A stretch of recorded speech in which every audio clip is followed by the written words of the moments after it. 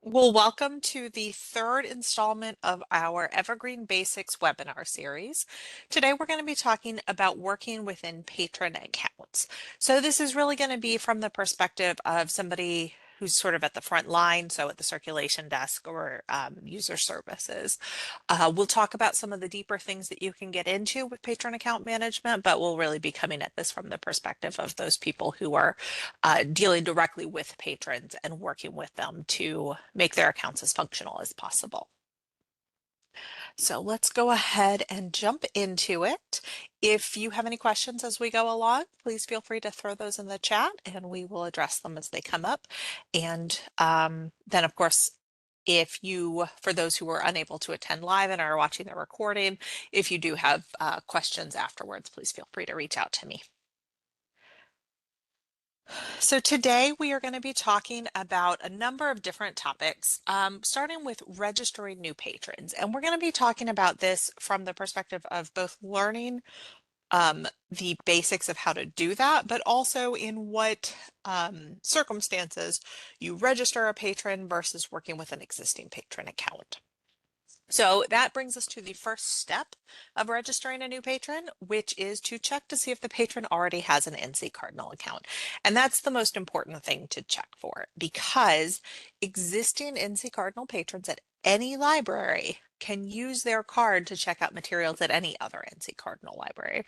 So if you're in a service area that maybe is close to another service area, your county share a border, or you're a municipal library within a larger county system that may have a library of its own, and you're both NC Cardinal libraries, you probably get a lot of that crossover traffic. But this is going to be the same for libraries that aren't necessarily used to that. So if you are in an area with a lot of tourism, and you have patrons who are coming in from other parts of the state for vacations and things, they can use their home library card if that card is for an NC Cardinal library to check out materials from your library. So in any situation where a patron comes in to ask for a card, the first thing you want to do is make sure that they're not an existing user, because if they are, we don't want to create a duplicate account. If you discover that they're not a duplicate user, then you can go ahead and move forward with registering them. So we'll walk through what that process looks like. So the first thing that you would do when registering a new patron is search for them. And you can do that simply at the search for patrons option within the menu. And I know that after the upgrade, this particular interface has been causing some problems. It was working for me earlier today, so let's hope it still is.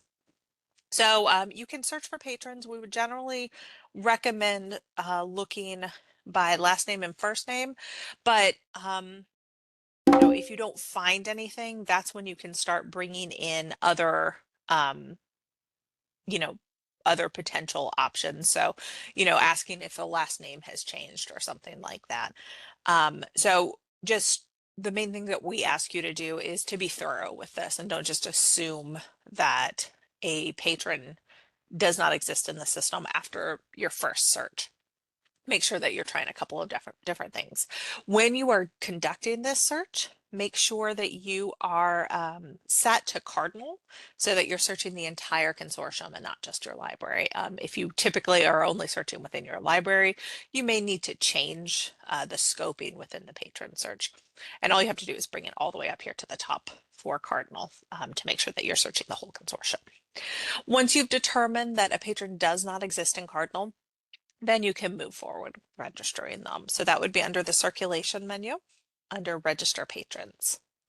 So within the register patron interface, you'll have yellow. Some of the fields will be highlighted in yellow. These are the required fields. And for the most part, these are the same from library to library, but certain library settings can impact them. So for example, some libraries may require a phone number, others may not.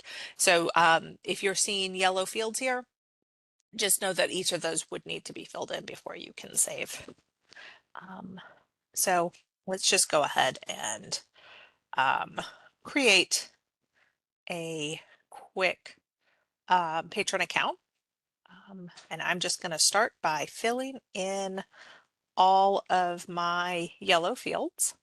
Up here at the top, I also can change the view of this to show only the required fields, or a slightly wider net of suggested fields.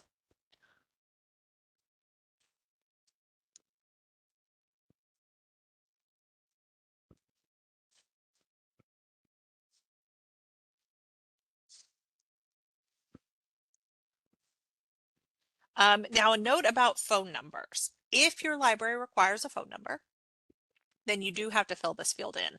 Um, Previously, you were able to, if you had a patron who did not have a phone number, but your library required this, to put in like an NA or something like that. We have changed those parameters, so it does need to, so this field does need to have an actual phone number in it if it has anything. So if your library does not require a phone number, then you're fine. You can just leave it blank. If your library does require it and your patron does not have a phone number, then you need to have an in-house solution for that. Whether that is just putting in the library's phone number, or um, just doing 555-123-4567 or something like that. But you need to sort of agree on what you'll put in there. For those libraries that do require a phone number and had previously had an X or something else in this field for patrons without one, that's not going to be a problem unless you edit that patron. If you do come in to edit a patron that has something other than a formatted phone number in this field, then you'll have to change that to be a formatted phone number. So just kind of a heads up, as you're editing patrons, that may come up.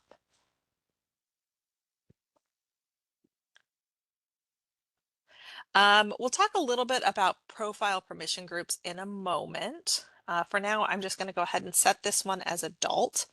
A couple of things to be aware of down here in this section. The privilege expiration date is going to automatically be set for 3 years in the future. And that is just sort of the standard for adult and juvenile accounts, just regular accounts. If you do have limited accounts at your library, if that's something that you use, then that is automatically going to be set for 1 year in the future. So just something to be aware of.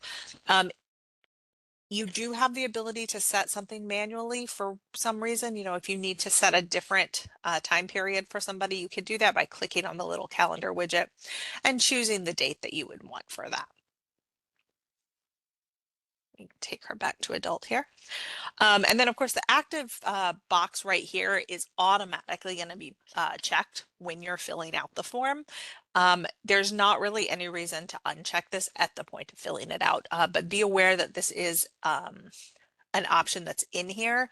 So in the future, when deactivating patron accounts, this is how you would do that. Down here, under user settings, this is primarily related to hold pickups. So the main thing that you're doing here is you're determining how the patron would want to be contacted if they have a hold available. And you're setting a default hold pickup location. You do not need to set anything in this default pickup location. That can be set at the time of placing holds. And it can also be overridden, meaning that if you set this, let me go ahead and set it to match where I'm logged in right now. If you set this as their default, and one time they'd like to pick up their hold at a different library, they can do that manually at the time of setting the hold too. So they're not necessarily locked into this pickup location if you do set something here. In terms of hold notices, you're probably aware that we do not at this time have any sort of like automatic call that will reach out. So if you have a phone listed here, that's not going to result in an automatic pre-recorded call that will reach out to them. But the emails will go out automatically. SMS also will go out automatically if you choose that. Now the email, you notice when I click SMS or phone, the relevant fields here become highlighted in yellow. They're now required after checking these boxes, but the email does not, meaning that if you have email selected up here, the email address that you listed above is the one that will be used for that. Whereas if you choose phone or SMS down here, you would put in a phone number down in this area. that may or may not match the daytime phone that's listed up here. So just be aware of that. Now, for the address fields, there are actually two different addresses that you create in this section, a mailing address and a physical address. For the majority of patrons, these are going to be the same address. And so the default is that you will have a single set of address fields. And when you fill that out, you're creating both a mailing and physical address. However, if a patron has separate addresses, they get their mail at a PO box, but they physically live somewhere else or something like that, you can remove one of these boxes. And so you can set up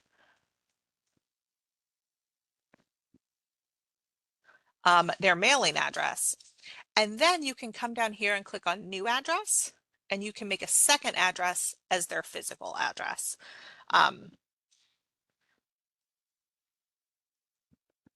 And then fill that out. So you do have a little bit of a few options here with addresses.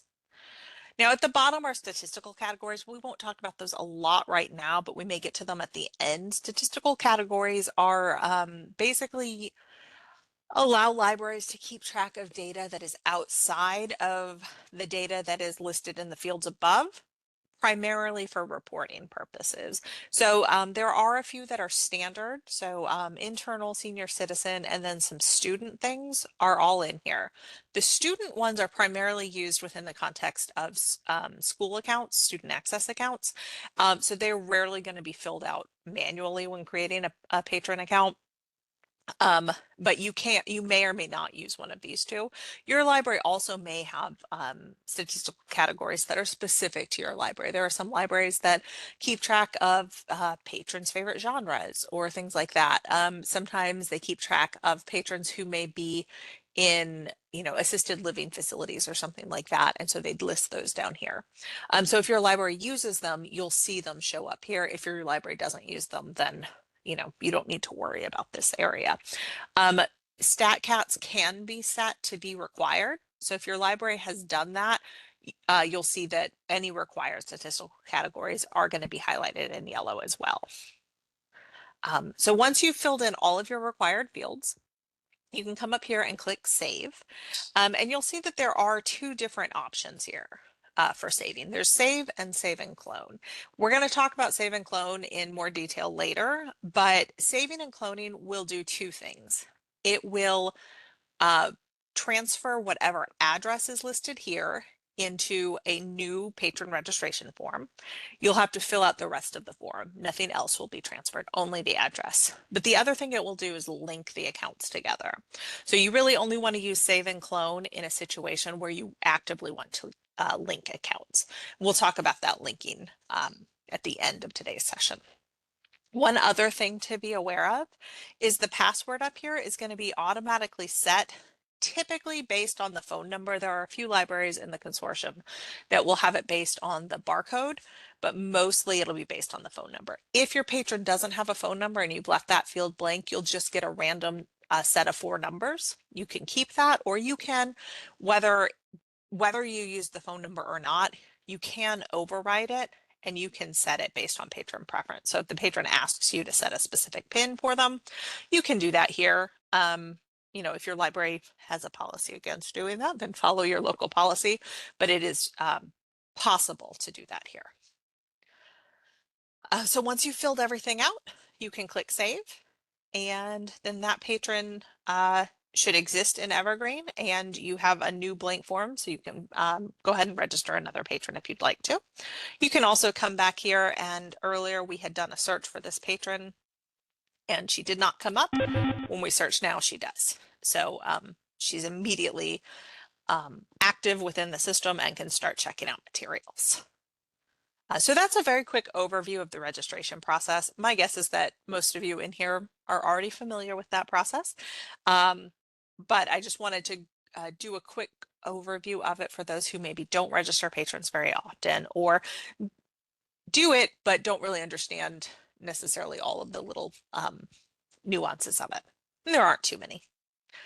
Now I want to talk a little bit about patron profile groups. So we looked at these very briefly when we were setting up that account, and we set that account to an adult And then we did briefly switch it to a limited account just so we could see the difference in that um, expiration date. But there are a few things to be aware of with profile groups. So your main three are going to be adult, juvenile, and teen. Not every library uses teen, but if you do have, if you want to be able to provide specific circulation policies or things like that to teens, or you just want to be able to kind of keep track of that demographic for statistical purposes, you can create teen accounts. These profile groups don't necessarily impact the functionality of the card. Basically, circulation and hold policies can be set up to take the profile group into account when determining which policy to apply to a specific transaction.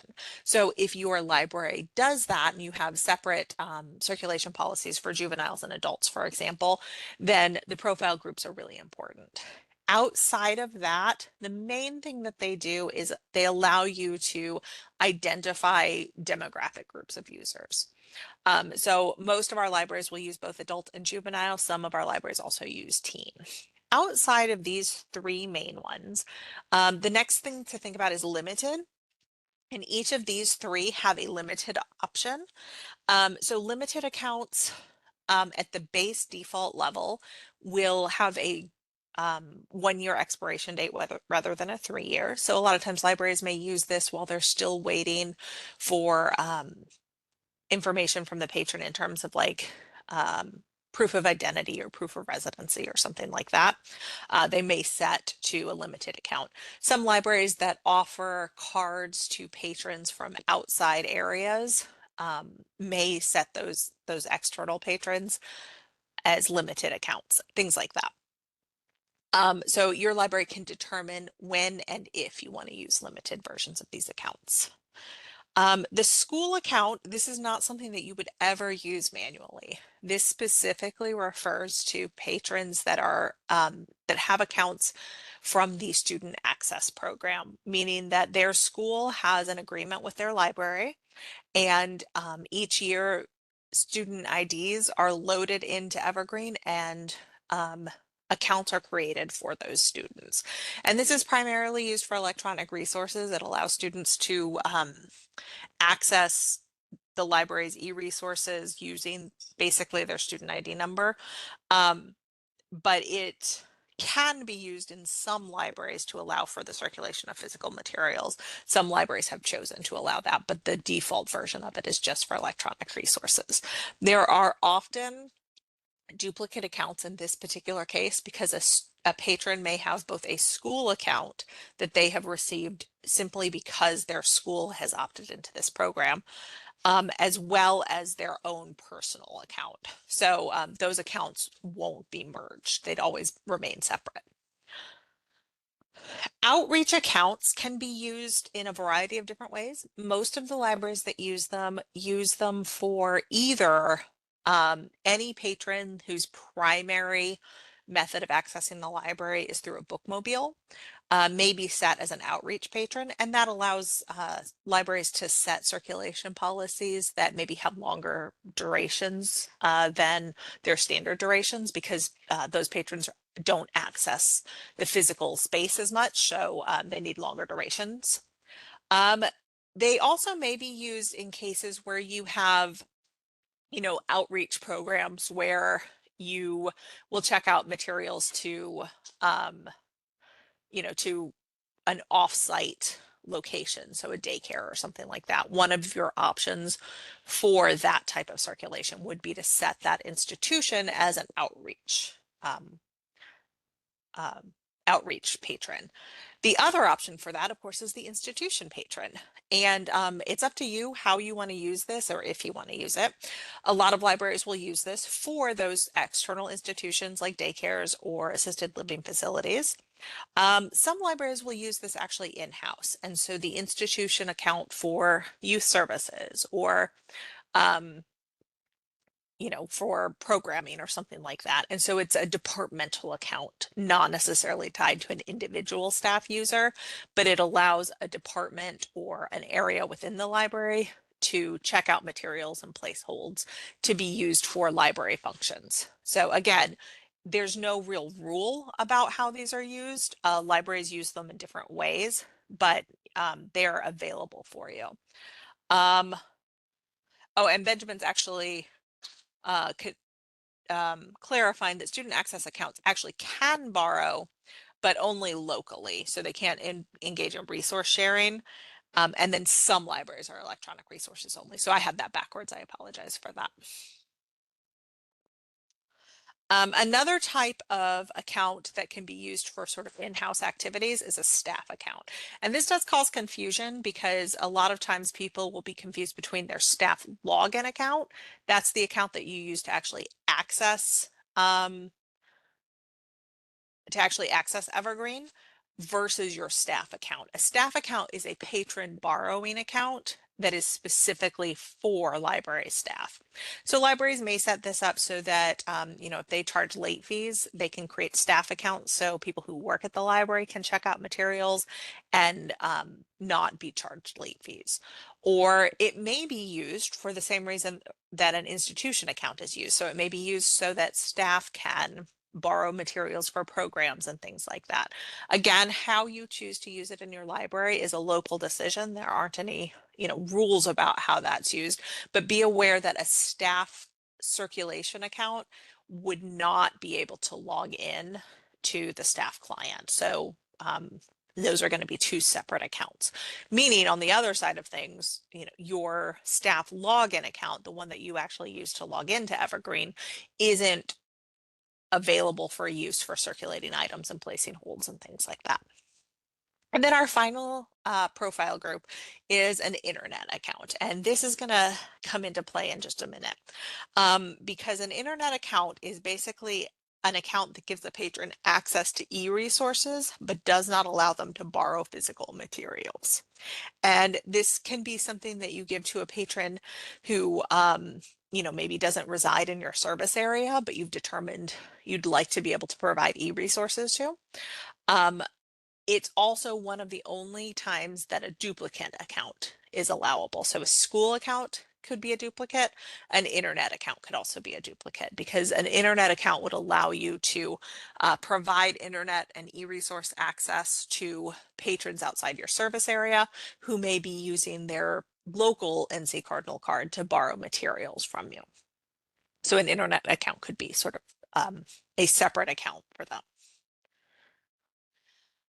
And that brings us to kind of one of the big things that I wanted to talk about today, which is working with existing Cardinal accounts. Basically, if you attempted that search that we tried a few minutes ago for a patron and you find that they do have an existing NC Cardinal account at another library, that does not mean that you cannot work with them. It means that you have to check for a few things before you work with them. The biggest thing is to make sure that that account is not in any way blocked, primarily due to owing money. If they do owe money to their current library and the bills exceed your library's threshold for checking materials out, those bills do need to be cleared before they can check out your materials. So you may have a patron who has at their home library, they can rack up $50 in charges before they're blocked. And then they come to check out things at your library and your library blocks patrons at $20.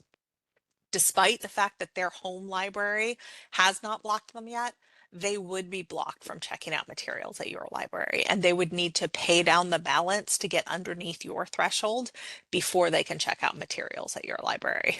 And sometimes that can be a little bit confusing for patrons, but just as frontline staff, be aware of what those threshold differences may be. In terms of paying, we'll talk a little bit about this in a moment, but they can take care of that bill with you directly to allow them to check out your materials if that's something that they need to do immediately. If their account is clear, then the next thing that you would do is just let them know that that's all they need to do. They can use their card to check out materials from you. They don't need a card locally in order to check out your materials. However, there may be instances where they actually want your card. So in this case, you've got a couple options. Your first is if they have moved permanently to your service area, so therefore, they are a local resident, a local taxpayer, then they have every right to one of your cards. So what you would generally do there is simply take over their account. Generally speaking, there is a rule against making any changes to external patrons. However, this is the one exception to that.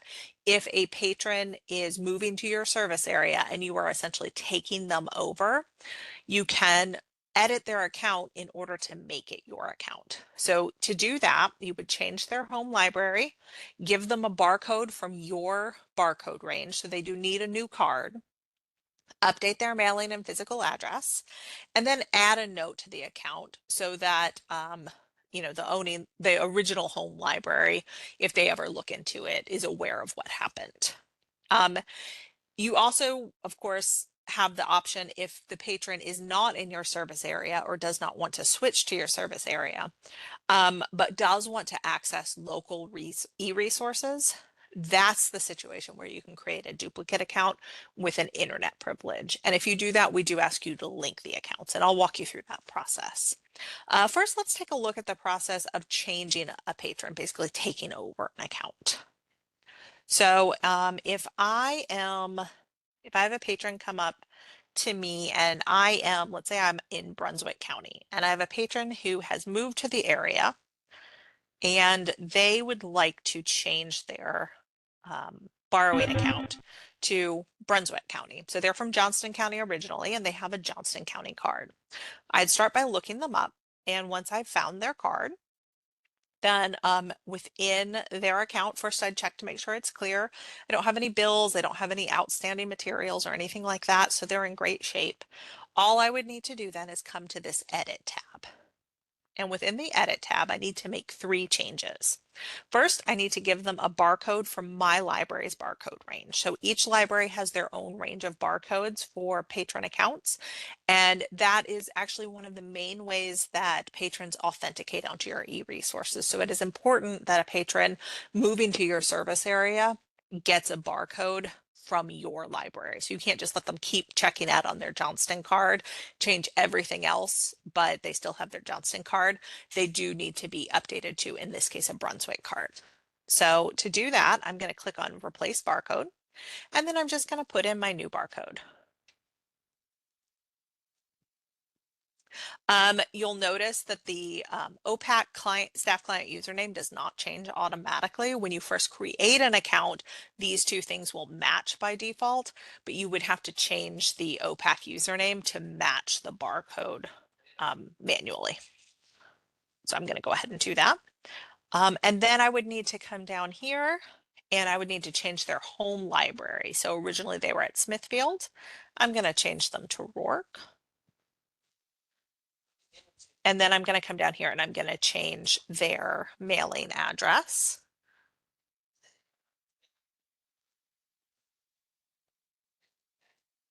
And one of the nice things about Evergreen is that when you do put in the zip code, it will immediately change your city and county to match that zip code.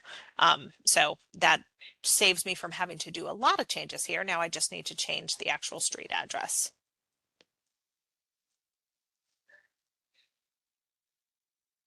And so those are the first 3 things that I need to do. I've now taken this patron and changed it from a Johnston patron to a Brunswick patron. I'll click Save. And then I'm going to come over here into the Notes tab, and I'm going to create a note that just says, it's just going to be, I can make it a note with no block, so it's not going to have any impact on the account. And then I'm going to write, moved to Brunswick. Patron moved to Brunswick County from Johnston County. Account was changed to reflect new residency. And I do need to put my initials in for that. And then this way, if the patron ever returns to Johnston, and they're curious why he's not a Johnston patron anymore, this note's on there and it can be looked up, and people can figure out what's going on. So that's the process of taking over an account. Are there any questions about that?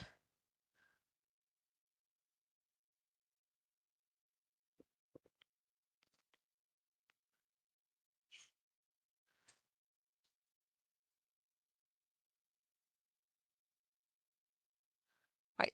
Really briefly, let's just look at the process if a patron, oh, let's see. Different systems sometimes filter internet access. Um, yes, so there are definitely some systems that have filtered internet access versus unfiltered. For the most part, this is just going to be an issue, I think, when a patron is on site using your computers. I'm not sure, Benjamin, you might know, will the barcode range impact the filtering if they are normally at a library that is filtered? Would they still be filtered if they are using the computers at an unfiltered library? The filter is something that is set in the account, depending on what you're using for your filters. There's a little flag in the patron account that says like, is internet filtered? I think it's yes, no, or nothing. So that will still stay on the account if you change the where the account is associated with. But that the thing that implements the filter is the software that you have for authenticating to your internet at your library. So if they're at another library and they aren't using that same software or don't have it configured the same way, most libraries don't use that, then it won't pay attention to that. Now, if a patron changes from, say, a filtered system to an unfiltered system and they forget to change the access level, will that impact them in any way? They won't see any impact. They'll quote unquote have filtered, but if that library system doesn't filter, then it isn't paying attention to that filter flag. Okay. So Oh, they'll just operate as normal. okay. So, I guess it wouldn't hurt to change it to match your local policies on that, but it sounds like it's not going to have an impact on the patron. So, in this case, I'll just leave it unfiltered.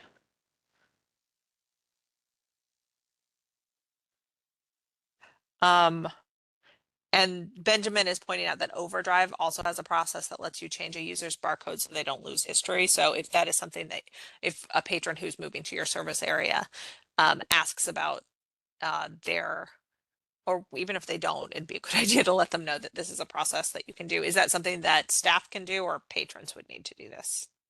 Staff can do that. Okay.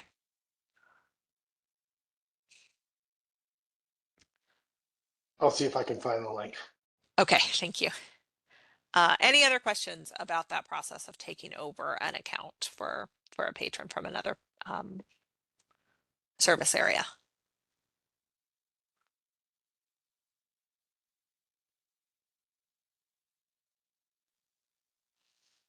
Well, kind of related, let's talk briefly about the process of clearing an account. So if a patron comes in with bills prior to wanting to switch service areas, there are a few different options for how those bills can be cleared. The most important thing to know is that money can't be sent across county lines. So if the patron pays for something at your library, it does stay at your library. That being said, that's okay. If that is the easiest or only option, that is the main goal is to get patrons access to library materials. So if that's the way that it has to happen, that's, you know, in the end, it kind of all evens out over time because one library may take a payment for another library, but then that other library may take a payment for another library. So, you know, just be aware that it is okay to take payments for bills that originated in a different service area. However, if that is something that you would like to try to avoid, then there are a couple options. The one option is that some libraries do have online options for credit card payments. So you can check, just go into the OPAC for that library and see whether or not they accept credit card payments through the OPAC. If they do, and your patron is able to pay it that way, you can recommend that they do so, and that will clear their account for them. Another option is that some libraries will accept a replacement copy instead of a payment, and there is a list available in the knowledge book of patron or library preferences. I'm just going to put that link in the chat. And this basically, you know, if the patron has bills specifically because they lost an item or something like that, then you can have them provide a replacement copy. And then you can send that to the library. You can just put it in your box with your resource sharing materials and a note that explains the situation. Although we also do ask that you reach out to that library and let them know that this is happening, or check with them prior to taking that replacement copy. Um, and so you can sort of get a list of which libraries will take replacement copies and any notes about those copies. Um, but as I said, if if one of these options simply isn't available or it's not feasible for the patron, you can go ahead and take that payment to clear the account so that the patron can get access to checking out library materials as soon as possible.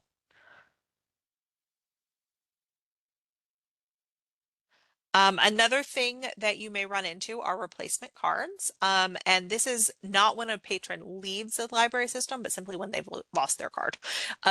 The situate or the process is very similar to what we saw with taking over an account, except that you don't need to change the home library and address and all of that. You only need to change the barcode. And one thing that you can do is that after a patron has changed their barcode, you can still see it and it can actually remain active.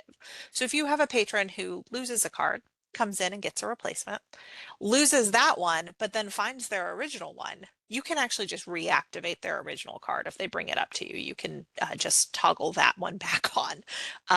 And so that would allow patrons to be able to, you know, to use a card that they're already familiar with or something like that, rather than continually getting new cards, if that is, especially if you have a replacement fee or something like that. So just be aware that you can reactivate old cards from the edit screen in the patron account. Only one card can be listed as their primary card, which means only one card would be the card that they would use for electronic resources. But you can actually have more than one as an active borrowing card, allowing them to check out materials. And that, again, sort of a local policy as to whether or not you would allow that. But the functionality is there.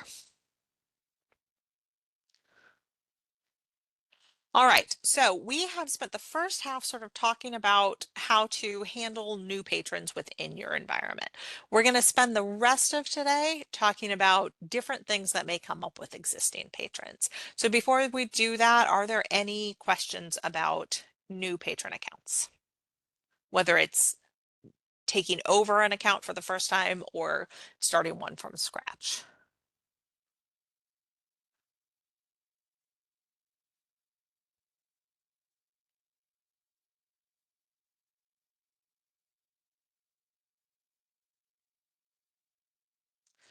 All right, well, let's meet Sarah Smith. So Sarah is our example patron for today. And Sarah's account has a lot going on. So if she were to come up to the desk with this card and ask you to help her figure out what she needs to do to be able to check out materials, there are a few different things that you'll need to kind of walk through for that.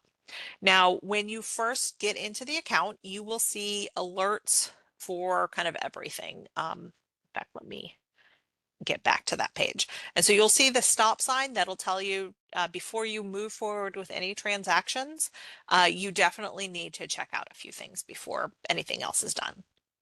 And if we look along the top, we see that the items out tab has a highlight, the bills tab has a highlight, and the notes tab has a highlight. Over here on the left, we see that she has some overdue materials, a claims returned material, and then also a lost material. So that gives us an idea of what we'll be dealing with. But we're just going to go in tab by tab. So we're going to go into our items out tab. And from here, we can see that Sarah has 5 items. 3 of them are overdue. Um, if I'm looking at them here, I see that there are no renewals remaining for Good Morning Midnight or for ICE, but there is a renewal remaining for Orbital. So I can take care of this renewal by simply checking the box and coming up to the actions menu. Oh, actually, I can't do this yet. I have to take care of her bills, but I'd be able to renew it from the actions menu. So I don't need to go out into a different interface or anything like that. I can do this renewal right here. So theoretically, this could happen if there was a situation where maybe at the point of the auto renewal, she had bills, and so the auto renewal failed. If you take care of the bills, you can come in and manually renew for her. It may also have been that at the time the auto renewal was set to go through, a patron had a hold on this, and so that blocked the auto renewal. Since that time, potentially that hold has been canceled or fulfilled otherwise. So the item is now available for renewal when it wasn't before. So checking the items out tab and just kind of taking a look at what's going on with any overdue items will give you some insight into different actions that can be taken.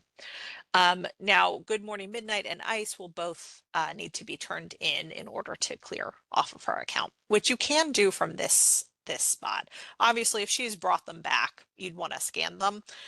Um, but you do have the option of coming up to the actions menu and choosing check-in from here as well.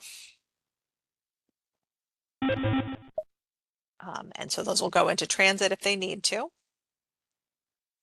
And then those two have been cleared off. We'll come back and clear Orbital by renewing it in just a few minutes, but we do need to take care of some bills first. And you'll notice the amount of those bills did increase because the uh, library where they were checked out charges overdue fees. When they were returned, those overdue fees were applied to her bills account. Within the items out tab, you have three sub tabs. The first one here is the items checked out, which is where we are right now. You also have other special circulations, and this is where you're going to see a list of items that have been marked lost or claims returned. So a lost option item can be taken care of either by paying for it or by returning it. A claims returned item will be taken care of if it is either determined to be missing by the library, at which point you'd simply check it in to remove it from the patron's account, or found either by the patron or by the library. And I'll show you what that looks like when a claims returned item is returned. So let me just grab the barcode. So when you are checking items in and you scan an item that has been marked as claims returned, then you get the alert when that happens. And then if we're looking at the dates related to this, we can see that the check-in date is November 6th. That's today. But the finish date is November 2nd. That's the date that the item was marked claims returned. So if we actually return to Sarah's account,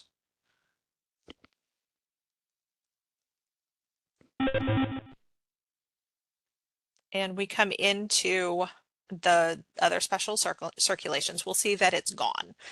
That item's been checked in, so it's been removed from her account, and her bills haven't gone up, even though technically this would have been overdue. It's not showing as overdue because it's the date that the fines were stopped would have been the date that the item was marked claims returned. And so if you do have a patron who is doing a claims returned, you can select the item that should be marked claims returned. And then from the actions menu, you choose mark claims returned. And when you do that, you need to set a date. So this is the date that the patron claims they've sent it, returned it.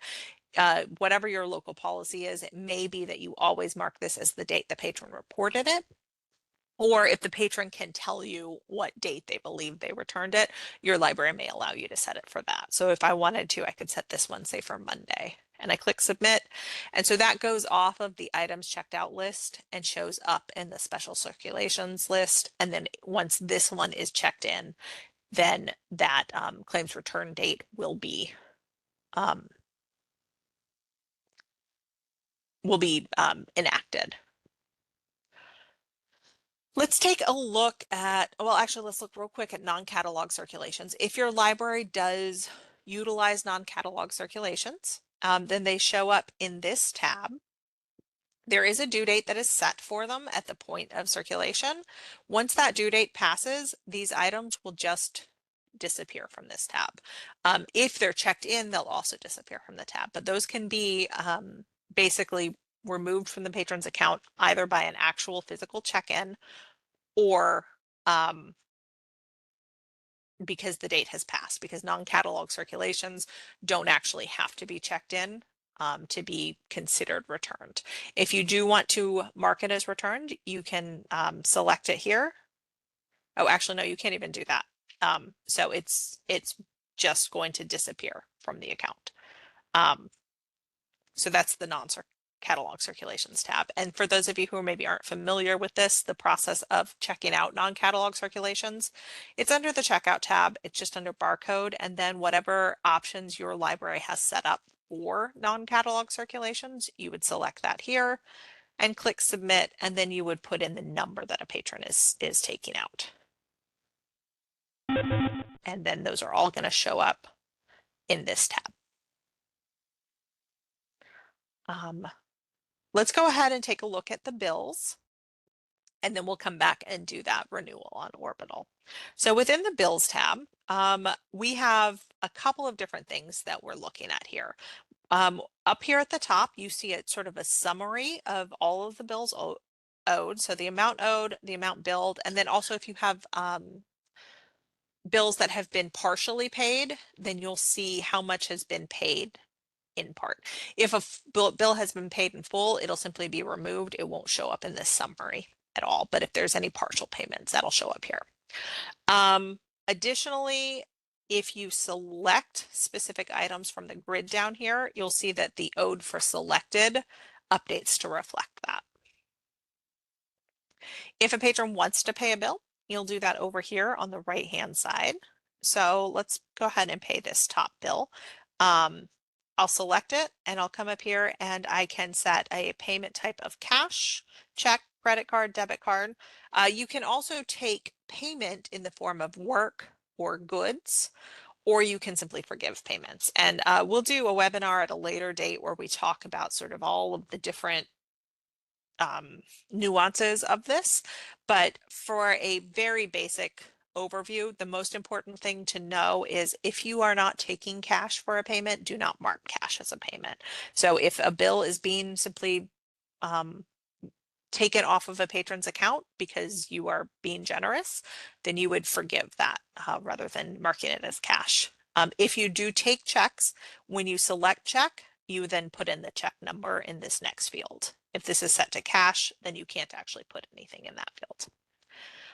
Down here, you put in the total amount being paid. So she could pay the full amount here, and that would just take the bill off entirely. Or she could pay a smaller amount. So, if you are engaging in like a payment plan with somebody, you can take regular payments from them. And if I apply this, then the bill remains on the account. It should have.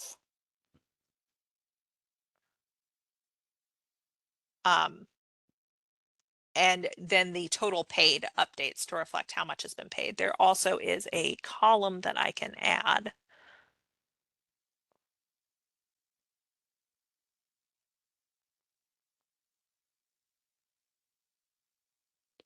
Somewhere in here, it's a very long list for balance.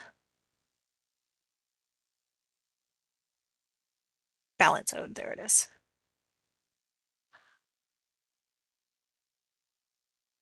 Um,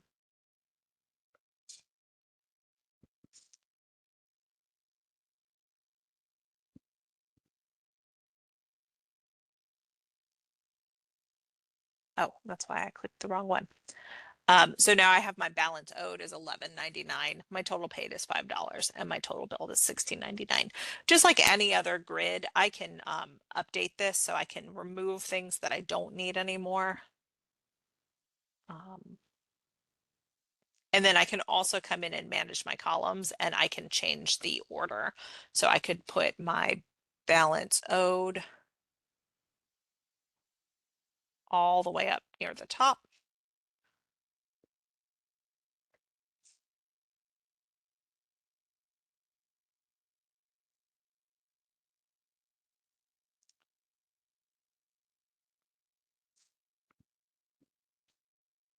There it is. And so I can make it, I can put it here next to total billed and just have all of those kind of in a row there. So, and if I've done that, then I can click save columns, and that allows that to stay the same until I change it again. So that is sort of a quick look at how to pay bills. We're just going to do enough here to make it so that we can renew something for Sarah. We're not going to go into all of the details of how bills can be taken care of. But let's go ahead and just select all of these, and we'll have her pay in cash. 65.53. I can annotate this by checking this little box here, and when I click apply payment, a modal pops up where I can put in any notes that I'd like.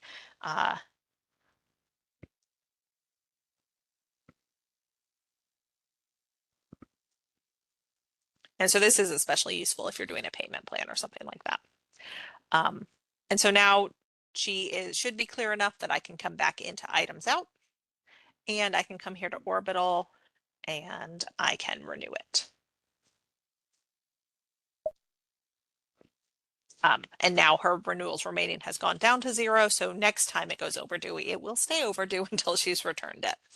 But that's sort of a quick look at some of the different things you can do within a patron account. The final thing I wanted to show you is in the notes tab. So this is where you can create notes. We saw this really briefly before when we looked at taking over a patron account, but I just wanted to talk briefly about the different types of notes available. So there are essentially 3 different types of notes. There is what's called a silent note, which is not going to show up anywhere on the patron's account except within this notes tab. So it's not going to necessarily alert staff that there is any information that they need to know about this patron. However, these notes can be made patron visible and they can be sent out to the OPAC. So they're especially useful if you have a situation like a patron has left something behind at the library.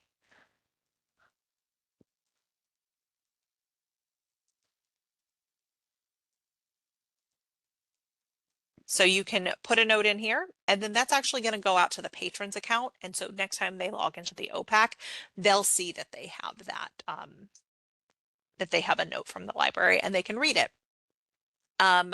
It does not generate an email or anything like that. So unfortunately, there's only so far that message is going to go. You wouldn't want to use it for something really important like patron lost their wallet at the library. You can, but you would also want to alert them another way. Once a note is in here, then you can remove it. However, I will say that if it's been made patron visible and the patron has read it but not deleted it, you will not be able to delete it until they delete it. But you can, for something that's unread or that has been deleted by the patron, you can remove it. Or if it's not patron visible, you can remove it. The other types of notes to be aware of are alerting blocks, and then non-blocking alerts. So an alerting block is something that is going to alert the staff as soon as they get into the patron's account, and will also stop circulation on this account until it has been cleared. So this would be something like a behavioral issue that is leading to a block. So if a patron is being blocked because they have too many items overdue or owe too much money, that's going to happen automatically. You do not, as staff, have to create that alert. But if a patron has, walked away with magazines that shouldn't have left the library or something, and you want to block their account until those materials have been returned, then you can manually do that using this alerting block. And so you would put in information about the block that would alert staff as soon as the patron, as soon as they get into the patron's account.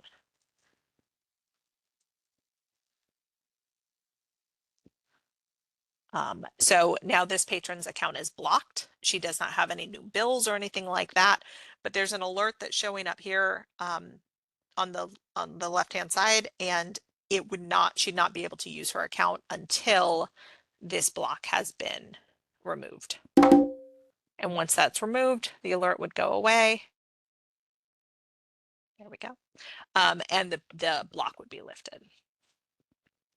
And then you can also create alerts that are going to show up in red, but they're not going to create a block. So that would be just an alerting note, no blocks.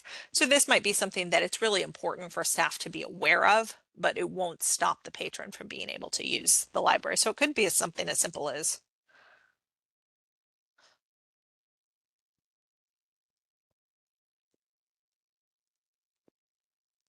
If you have a patron who really loves book sales and so you want to alert them that a book sale is coming up, you could put that on there. And then next time they come into the library, the staff would see that and be able to tell them that that's happening.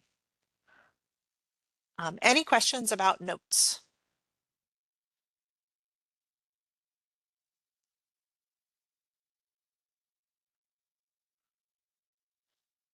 Right, well, the final thing I wanted to look at, and we've got just enough time to squeeze it in, is grouping.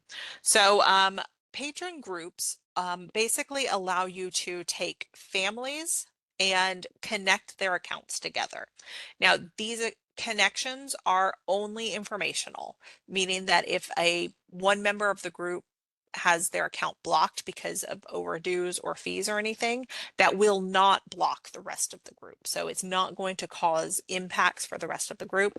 But what it does allow you to do is, say, if a parent is grouped with their child, when the parent comes up to the desk and is checking out their materials, staff will see that there are blocks on the group, and they'll be able to communicate to that to the parent and say, hey, it looks like another member of your group has some overdue materials or owes some money. And that way the parent would be able to sort of manage that.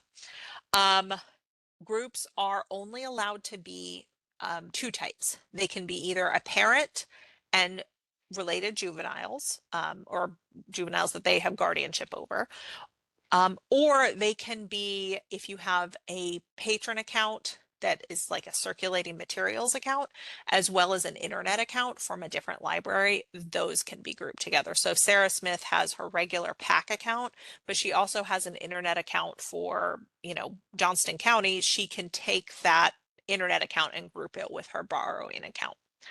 But those are the only times that groups are really allowed to happen.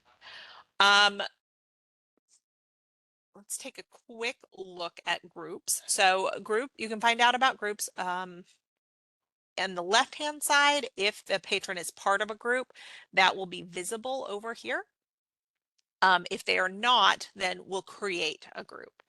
Over here in the other menu, group member details is where you can come to create groups as well as to find information about groups. And there are a few different ways to create groups. I did mention earlier that save and clone will automatically link accounts. So if you have two patrons come in, a parent and child, and they're both getting cards for the first time, you can create the parent's account, and then you can save and clone and create the child's account, and they will automatically be linked. You can also link a new account from this screen under the action menu. So you can either move another patron to this group if there's an existing patron account, or I can select Sarah, which is basically saying she's my lead group member. And from the actions menu, I can register a new group member by cloning selected patron. So I would do this, and it's going to bring me back into the registration screen, and I would just fill this out as I normally would. And once I've saved it, then that new patron is going to automatically be linked with Sarah's account.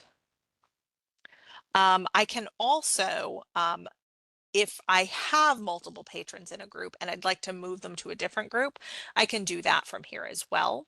And then, of course, if I need to get into another patron who is in the group's account, I can do that easily by clicking Retrieve Selected Patron. So if I do have a parent who comes in and it turns out their child has overdue materials and they'd like to get information about those, as long as it fits my library's policy, I don't need to see the card. I can just go directly to that child's account and see what they have that's overdue. But again, that would be based on my library's policy, whether or not I would allow that. And that brings me to the end of what I had to talk about today. Do we have any questions?